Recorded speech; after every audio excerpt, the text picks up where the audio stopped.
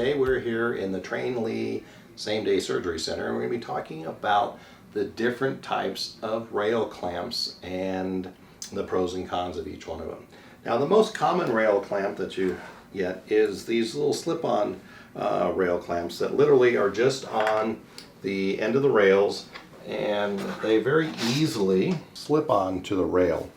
And sometimes that's easier said than done. You have to get these lined up just right and then kind of work the rails in, and now you have a nice connection there.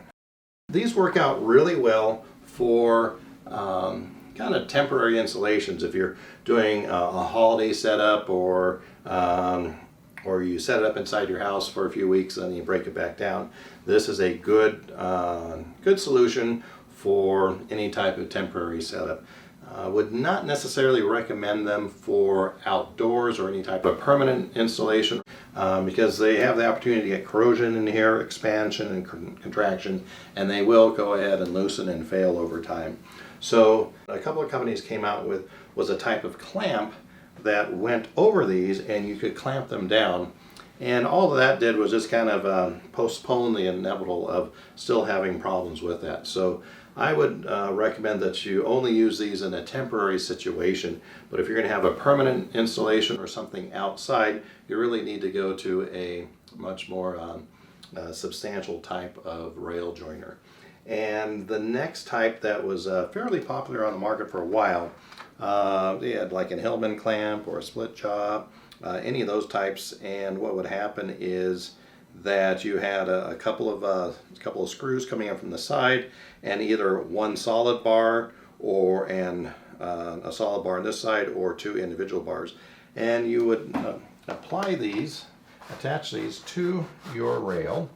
Here, I'll go ahead and use this here, and they would go ahead and slide your rail in right like this, and you'd have to use a special Allen wrench driver or your own Allen wrench, and tighten these up, and you would have your rail joint like that.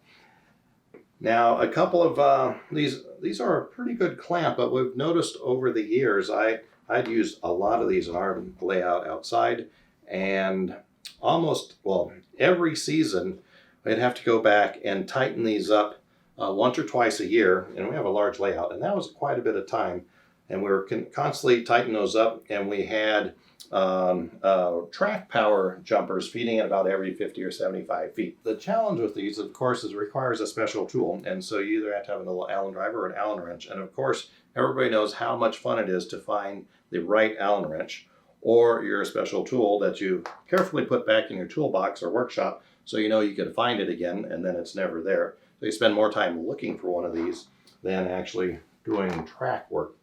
The type that Trainli offers, we sell many different types, but our most popular and also most economical are these rail clamps. And what's nice about these is that you can use any type of straight blade screwdriver, and the tolerances are nice enough to where you can use larger ones or smaller ones, and very easy to use. You don't have to hunt around for that special tool for those rail clamps, that special Allen wrench. The other big advantage is that unlike these, where you have to come in from the side, a lot of times you have space constraints on either side of your track, maybe a building or a rock or a plant, and so it's very difficult to come in from the side and get access to those rail clamps. Whereas here, you're coming straight down on top of them, and these things are very easy to attach. The important thing is that the straight bar goes on the inside of the rail, so it keeps this part of the rail in perfect alignment. All you do is just slide these on to about the halfway point. And what's nice is you can use any type of straight blade screwdriver. You can use a small point, a larger point. It doesn't take anything special. And we just tighten these down.